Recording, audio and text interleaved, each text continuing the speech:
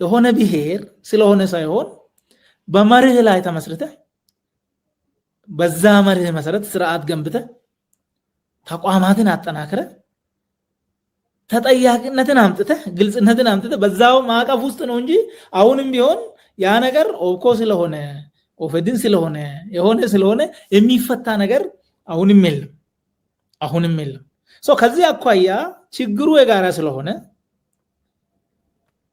በዚህ ጋራ የጋራ ችግር ላይ በጋራ ፕሮግራም በጋራ አላማ በጋራ አደረጃጀት ሆነን ብንሰራ ደግሞ በትግሉ ጊዜም የህዝብ መተባበር አንድ ላይ መምጣት ተመሳሳይ ስሜት ማሳየት ነገር እያየን ስለነበረ አንዱ ለሌላው ሞቷል አንዱ ለሌላው ሞቷል ድንበር ተሻግሮ አንዱ ለሌላው ታስሯል ድንበር ተሻግሮ አንዱ የሌላ ችግር አሞታል ከዚህ አኳያ እኔ የኦሮሞ ችግር ብቻ ሳይሆን ሊያሳስበኝ የሚገባው የትግራይም ችግር ሊያሳስበኝ ይገባል የአፋርም ችግር የአማራም ችግር የሶማሌም ችግር ባያስኩት ፕሮግራም ማዕቀፍ ውስጥ በዚህ ደረጃ ብናስብ ፖለቲካሊ የአንድ ሀገር ሰዎች እስከሆነን ጊዜ ድረስ ይሄ ልክ ነው የሚል እምነት ነበረኝ በወቅቱ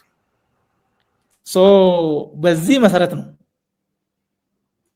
አሁንም ችግሩ ይሄ ነው ፍትህ የለም የህዝብ የበላይነት የለም ህጋዊነት የለም ህገ መንግስታዊነት የለም መረጋገጥ ያለበት ይሄ ነው ይሄ ከተረጋገጠ ለኦሮሞም ሰላም ነው ለአማራም ሰላም ነው ለትግራይም ሰላም ነው ይሄ ከሌለ ግን ኦሮሞ ስለሆንክ አማራ ስለሆንክ የሆነ አፋር ስለሆንክ እነዚህ መሰረታዊ ማሪዎች ይሄ ነፃነት የሚያረጋግጥ የህግ የበላይነት የሚከበርበት ተቋማት ነፃ ሆኖ ከህጉ አኳያ ብቻ የሚሰሩበት እኩልነት ፍትህ ካልተረጋገጠ ምንም ለውጥ የለም ውሃ ቅዳ ውሃ መልስ ነው የሚሆነውና የኔ እምነት ያ ነው የነበረው ያው በኋላ የሚታዩ ነገሮች ሊኖሩ ይችላሉ የኔ ስህተቶች እዛ ውስጥ በጣም ጥሩ አመሰግናለሁ ታዬ የምዕራቡን ዓለም ምሳሌ የወሰድክበትን እሳቤ ማለት እረዳለሁ መልካም ነገርን ከመመኘት እንደሆነ እዚህ ደረጃ ላይ ብንደርስ ችግር አይፈጠርም ከማለት እንደሆነ እረዳለሁ ነገር ግን አገሪቷ ኢትዮጵያ የመጣችበት ታሪካዊ ሂደት በጣም የተለየ ምናልባት አሜሪካም እንደዚህ ነው ለማለት የሚያስቸግር ሊሆን ይችላል ኢትዮጵያ ውስጥ የብሔር ጭቆና ነበረ ማለት በኤምፓየር ነው ሲፈጠር ሀገሩ እና ብዙ ውስብስብ የሆኑ ችግሮች ነው ዘመናዊ ኢትዮጵያ ውስጥ የተፈጠረው የብሔር ድርጅቶችንም የፈጠረው ይሄ ነው የመሬትን ችግር መሬት ላይ የተመሰረተን ችግር ያመጣው እንደዚህ አይነት አካሄድ ነውና የብሔርና የመሬት ጉዳይ አገሪቷን ሁለት አብዮት ነው የወሰዳት የ1974 በግዕዝ አቆጣጠር የ66 እና የ1991 በግዕዝ 1983 ሁለት አብዮቶችን ወስዶ ነው አሁን የነበረው ያለነው ደረጃ ላይ የደረስ ነው ብዙ ሰው ዋጋ የከፈለበት ያለቀበት ነው ያንን ለማቃለል አይመስለኝም ያንን ምሳሌ የወሰድከው የብሔርንም ጥያቄ እንደምታምንበት እገምታለሁ ነገር ግን አገሪቷ የመጣችበት መንገድ የኛ በጣም የተለየ ነው አንደኛው ወገን የኔ ቋንቋ ተጨቅኗል ተዘርፍ ያለው የበታቾኜ ነው የኖርኩት የሚልና የተማሪዎች እንቅስቃሴም ሁሉም ነገር በዛ ላይ ነው መሰረቱን የጣለው ወደ ታዬና ወደ አብይ እንሻገር እንግዲህ ታዬ አሁን የራስህን የፖለቲካ አቋም ይዘህ በህዝብ ወገን ሆነ እየተከራከርክ ነው የዚህ አገር አካሄድ የፖሊሲ ቀረጻው ስህተት አለበት አተገባበሩም ስህተት አለበት አገሪቷ ተቸግራለች ችግር ውስጥ ገብታለች በሚል የህዝባዊ ጥያቄዎችን ይዘህ እየተከራከርክ ያለህበት ጊዜ ነው አሁን ከዛ በፊት ግን ከአብይ አህመድ ጋር ከብልጽግና ፓርቲ ጋር አንድ አመራር ውስጥ ገብታችሁ ስትሰሩ ነበር አንተ ብልጽግና ፓርቲን ኦሮሚያ ውስጥ ካቋቋሙት ካስተዋወቁት ሰዎች ውስጥ የመጀመሪያው ረድፍ ላይ የተሰለፉ ሰዎች ናቸው ውስጥ ነቢል ስተት አይሆንም ይመስለኛል ከአብይ አህመድ ጋር መጀመሪያ ተዋወቅበትን አጋጣሚ ታስታውሳለህ አዎ 2010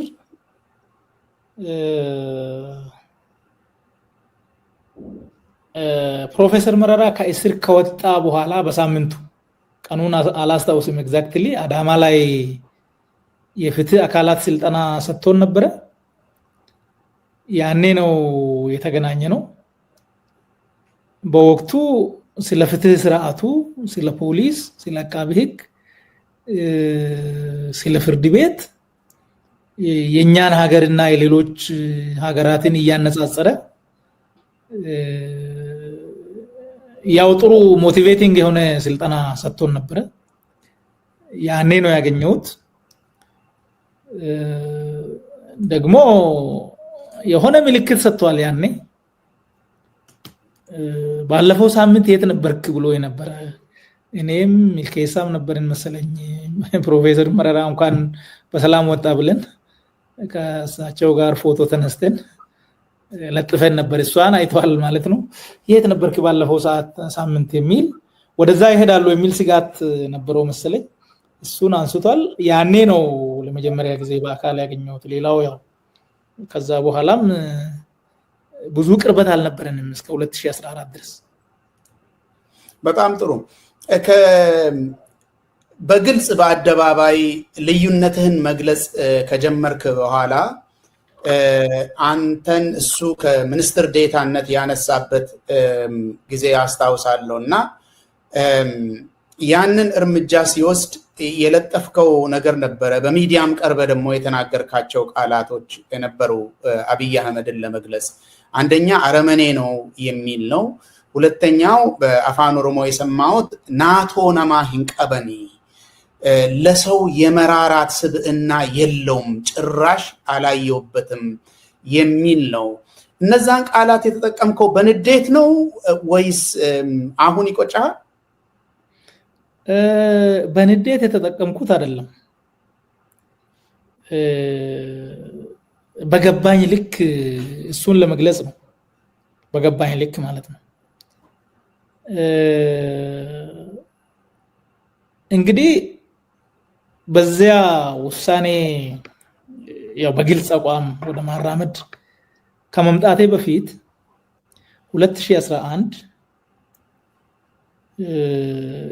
ፓርቲ ኦፊስ የኦዲፒ በነበርኩበት ጊዜ ከምሁራን ጋር ተባብሬ ሰነድ አዘጋጅቼ ስለለውጡ አካሄድ አቅርቤ ነበር። ያው ለህዝቡም ግልጽ እንዲሆን ከዚህ በፊትም በእርግጥ አንስቻለሁ በቢቢሲ ላይ ለውጥ አንደኛ የትርክት ችግር አለበት። ከየት ወዴት እንደሚሄድ አይታወቅም። ለመገንጠል የሚፈልጉም ይሄ ለውጥኛ ነው ይላሉ። አሃዳዊ ስርዓት መገንባት የሚፈልጉም ይሄ ለውጥኛ ነው ይላሉ። ፌደራሊዝሙን ማስቀጠል የሚፈልጉም ይሄ ለውጥኛ ነው ይላሉ። በዚህ መሃልም የተለያየ ሌላ አስተሳሰብን በማዕቀፍ የያዘ ነው። ትርክቱ በህገ መንግስቱ ላይ ምንድነው አቋሙ? በፌደራሊዝሙ ላይ ምንድነው አቋሙ? የሚገነባው የዲሞክራሲ ስርዓት ምን አይነት ነው? በዚህ ላይ ለውጡ ክሊር መሆን አለበት። ይሄ ካልሆነ አራት ችግሮች ይወለዳሉ። አንዱ የጸጥታ ችግር ነው። ያው ብዙ ዝርዝር ነገሮች አሉ። ጸጥታ ችግር ይፈታል። ሁለተኛ ኢኮኖሚ ጦስ ሊመጣ ይችላል። ኑሮ ውድነቱ፣ ስራ አጥነቱ፣ ሳቦቴጅም ሊደረግ ይችላል ከተቀናቃኝ ኃይሉ ጋር አቅማችን ስለማይመጣጠን። እንደገና አስተዳደራዊ ቀውስ ሊመጣ ይችላል። ሌብነት የበለጠ ከበፊቱ ሊሰፋ ይችላል። አገልግሎት ሊስተጓጎል ይችላል። ከዲፕሎማሲ አኳያም ችግር ሊመጣ ይችላል እና ልንሰናከል እንችላለን የሚል ሐሳብ አቅርቤ ነበረ። ያ ሐሳብ ወደቀ። ይሄ ሐሳብ የዲያስፖራ ሐሳብ ነው። ዲያስፖራ ደግሞ እብድ ነው። ዲያስፖራን አትስሙት አለ። ከዛ በኋላም ሌላ ጊዜ ያው ቅድም አስቸኳይ ጉባኤ በተባለ ቀን አዳማ ላይ አራት ጥያቄዎችን አንስቼ ነበረ። አንዱ ትግሉ ላይ ዋጋ የከፈሉ ሰዎች እውቅና ማግኘት አለባቸው። የተጎዱ መካስ አለባቸው። ይሄ ካልሆነ ለውጡ ባለቤት አልባ ይሆናል የሚል አንስቼ ነበር። ሁለተኛ ሌብነት በኢህአዴግ ጊዜ ከነበረው ፍጥነት በላይ እየሄደ ነው። ይሄ ልውገም ሊበጅለት ይገባል። ያለበለዚያ ይበላናል። ወያኔን እንደበላ ሁሉ እኛንም ይበላናል። ሶስተኛ የኛ መንግስት የኛ አስተዳደር በስርዓቱ ውስጥ ተጠያቂነት የለውም። አንድ ሰው የሆነ ወረዳ ላይ ቢያበላሽ ሌላ ወረዳ ተወስዶ ይሾማል ወይ ከፍ ተደርጎ ዞን ይገባል እና በወንጀል በጥፋት አመራሩ አይጠየቅም። እንደዚህ ደግሞ ከሆነ መንግስት ሊጸና አይችልም። ህዝብም በዚህ ደረጃ እያየን ነው፣ ተስፋ ይቆርጣል። ሌላው ወጣቱ ነው። ወጣቱ በትግል ውስጥ ነው የነበረው። አሁንም ጭንቅላት ውስጥ ያለው ከትግል ከአመስ አልወጣም። ይሄ ፕሮጀክት ተቀርጾ በጀት ተመድቦ ወጣቱ ወደ ሰላም መንፈስ እንዲመለስ ብቻ ደግሞ ሳይሆን ስራ እድል ይፈልጋል፣ ሰርቶ መኖር ይፈልጋል። በዚህ ልክ ታስቦ የራሱን ድርሻ በዚህ ለውጥ ውስጥ ተጠቃሚነቱን ማረጋገጥ ይፈልጋል። ይሄ ካልተደረገ ይሄንን ታግሎ ያመጣውን ለውጥ እንደገና መልሶ ሊታገለው ይችላል ብዬ ነግሬዋለሁ። ኖት ይዞ ነው ዝም ያለው። ከዚያ በኋላ ያው የአባገዳ ከረዮች ኦፍ ኮርስ እዛ ከመድረሳችን በፊት የወያኔ ጦርነት መጣ። የወያኔ ጦርነት ሁለተኛ ዙር የመጀመሪያው ሄደን ከምርጫ በኋላ ሁለተኛ ዙር መጣ። ሁለተኛ ዙር ሲመጣ እኛ አዳማ ላይ ሐምሌ 2013 አዳማ ላይ ያለፈውን አመት አፈጻጸም ግምገማና የቀጣይ አመት እቅድ ላይ ውይይት እያደረግን ነበረ። ሬንጀር ለብሶ መጣ እና ሶስት ነገሮችን ነገረን። አንዱ ምንድነው? አሁን ወያኔ ወደ አማራ ክልል እየመጣ ነው። ይሄ በጉልበቱ እየመጣ እንዳይመስላችሁ፣ ሆን ብለን ነው የለቀቅናቸው። ይሄ ፋኖ ብሎ የሚያቅራራውን እንዲያሳዩት ነው አለ። ደነገጥኩ። እኛ የማናውቀው የሆነው ነገር የለም። ኢቭን የትግራይ ጦርነትንም የፈጠርነው እኛ ነን።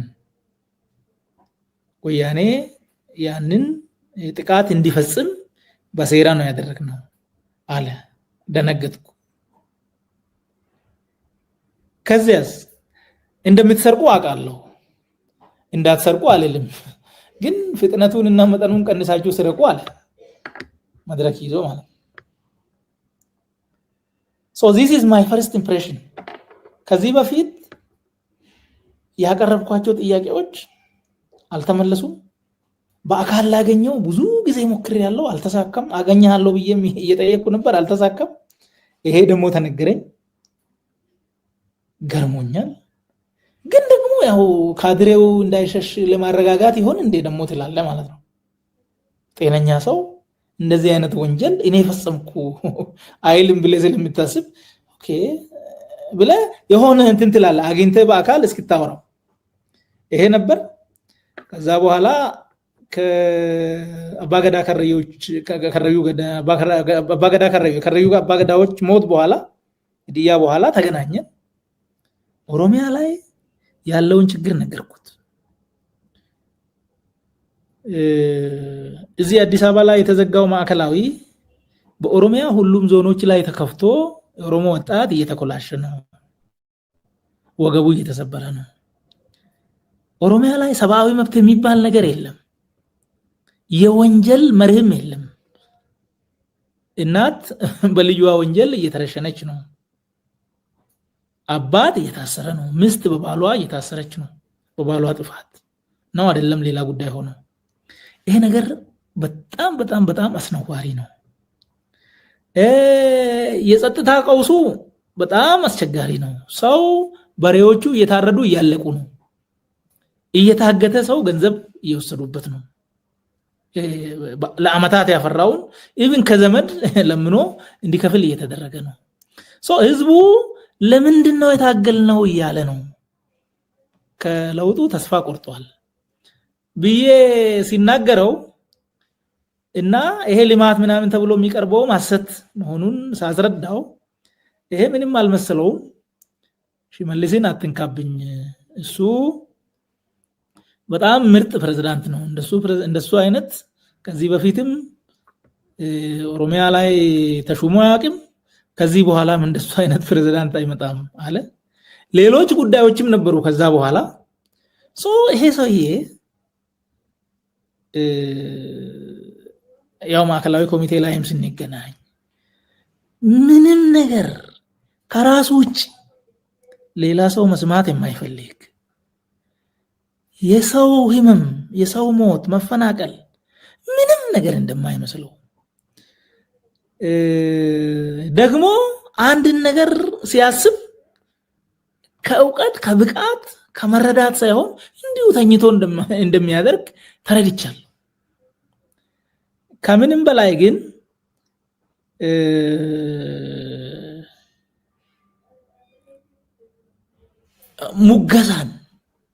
ሙገሳን ብቻ አመራርን ሲመርጥ ሲያስጠጋ ሲሾም ህግን እንደማይከተል ይሄን ሁሉ አየው እና 2011 የቀረበውን ሐሳብ በበጎ ተመልክቶ ቢሆን ኖሮ ጦርነቱን ማስቀረት ይቻል ነበር።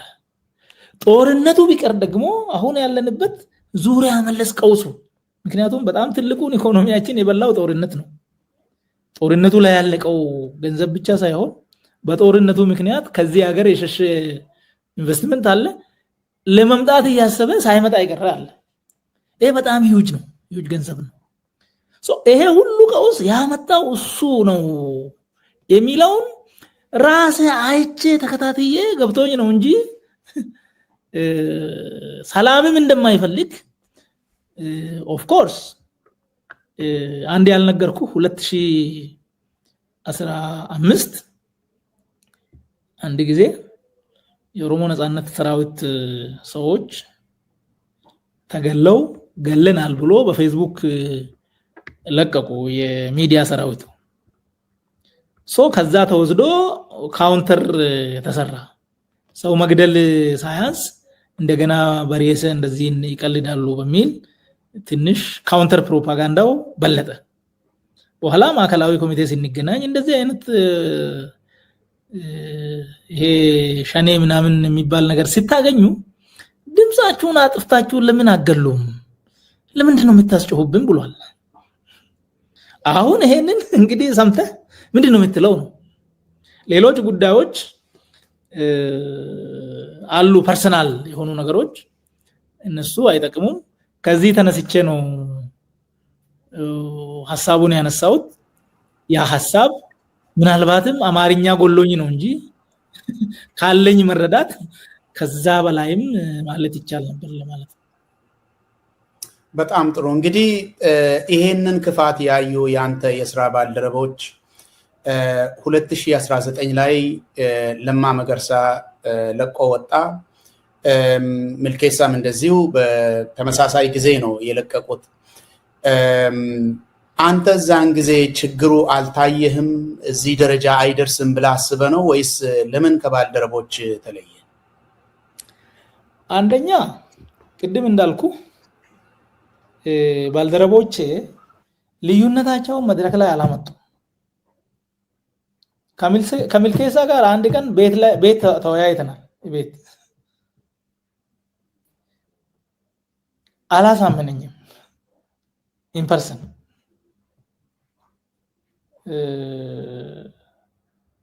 ኦዲፒ መፍረስ የለበትም ብሎ ሲል እና ያነሳቸው በወቅቱ እንግዲህ የነበረ ፋክቶች ዛሬ ያለህን የለህም።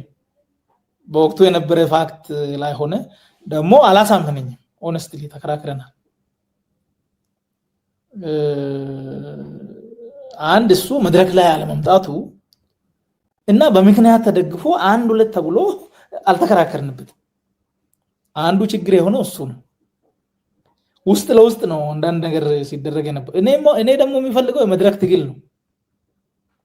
በመድረክ ትግል ደግሞ የመጡ ውጤቶችም አሉ ተስፋ የሚሰጡ የገመገምኳቸው ከቦታ የተነሱ ነበሩ። በእኔ ፐርሰናል ግምገማ ልክ አይደለም ይሄ ብዬ ያ ደግሞ ተስፋ ይሰጣል ማለት ነው። ውጪ ላይ ሌላውን እየታገልክ ውስጥ ላይ ደግሞ የተጣመሙ ችግር የሆኑ ነገሮችን ማስተካከል ከቻልክ ያው ድርጅት ማለት እሱ ነው የሚል ነው የነበረኝ ለኔ። እና ደግሞ ጽሁፎቹ፣ መሪሆቹ፣ ፕሮግራሙ በትክክል ያው ሆን ብዬ አንብቤው ነው። ስህተት አላየሁበትም። አሁንም ቢሆን ማለት ነው። ከዛ አኳያ መድረክ ላይም ባለመምጣቱ እና አላመንኩም ማለት ነው። የሚያሳምነኝ ነገር አልመጣም፣ አልተገኘም። አንዱ እሱ ነው። ሁለተኛ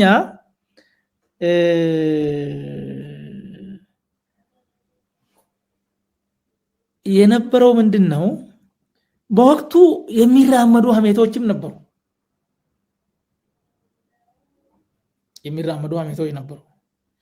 ያው ገሌ ላይ ቀንቷል፣ በወቅቱ እሱ ኖቤል ሽልማትም አግኝቷል እና ለማ እኔ ጠቅላይ ሚኒስትር ቢሆን ኖቤል ሽልማቷ የኔ ትሆን ነበር የሚል እንትንም ነበረው የሚሉ ነገሮች ደግሞ ነበሩ። ይሄን የሚያጠራ ደግሞ ፊት ለፊት ላይ መጥቶ ይሄ አይደለም ይሄ ነው የሚል ደግሞ ቅድም ያልኩ የመድረክ እንትን አልነበረም።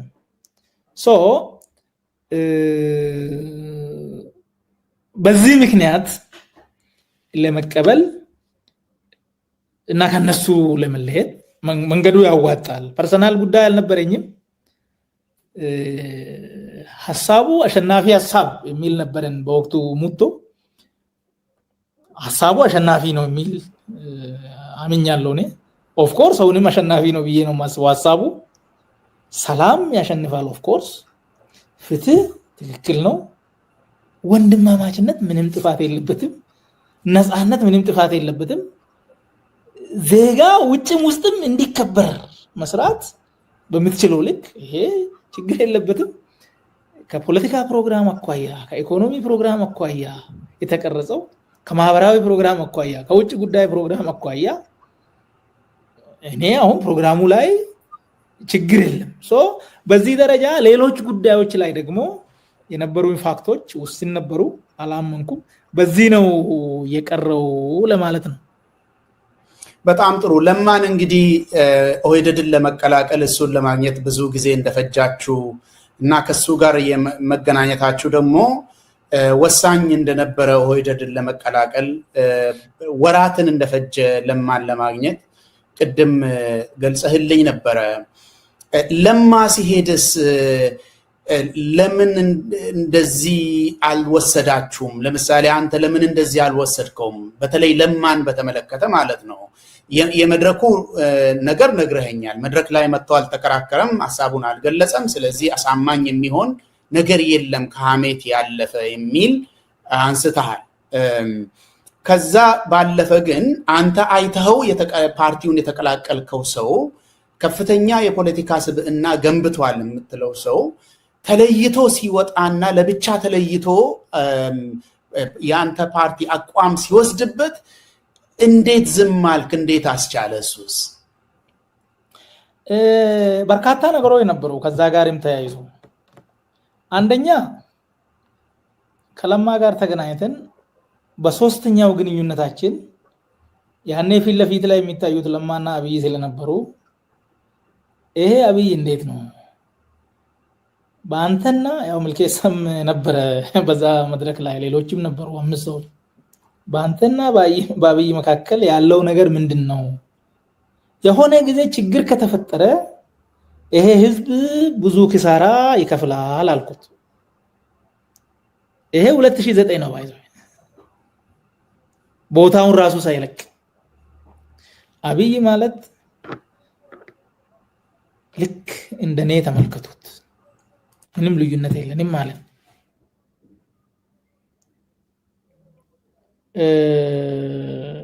አንዱ ጉዳይ እሱ ነው። ሁለተኛው ጉዳይ ኢህአዴግ ስራ አስፈጻሚ ኮሚቴ በዚህ በውህደት ላይ ሲወስን ለማ እጁን አጠር አድርጎ አወጣ። ትዝ ካለ ወደ ላይ አላወጣም ደግሞ አውጥቷል የሚል አሳይተውናል። ለማ ደግፏል የሚል አልደገፍኩም ብሎ ደግሞ ሳይደግፍ በዛ ደረጃ ሆኖ ከሆነ አልደገፍኩም አላለም። እንዳልኩ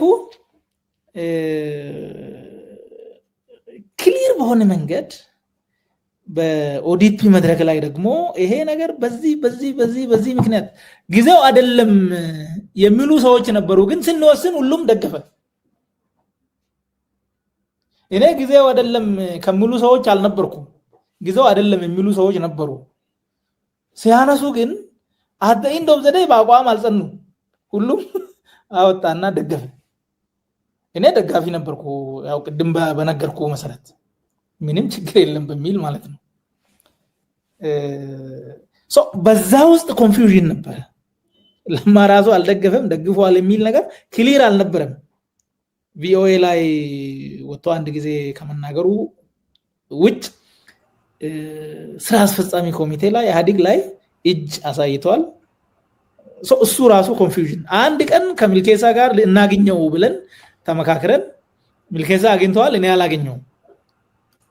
አንድ ትልቅ ክፍተት የፈጠረው እሱ ነው። እኔ በሆነ ምክንያት መሄድ አልቻልኩም። ልንሄድ አስበን ወስነን ግን አልቻልኩም። ሚልኬሳ ብቻውን ሄደ። ከዛ ደግሞ ተወያይቶ መጣ። ከመጣ በኋላ ግን በትክክል አላስረዳኝም ማለት ነው። ሚልኬሳ አልተቀበልኩትም፣ አላሳመነኝም። ያው ለምንም አይደለም። እኔ ማንኛውንም ሐሳብ ካሳመነ ምንም ችግር የለም። ካሳመነ ይሄ ሐሳብ በቃ የቆየውበት ነው።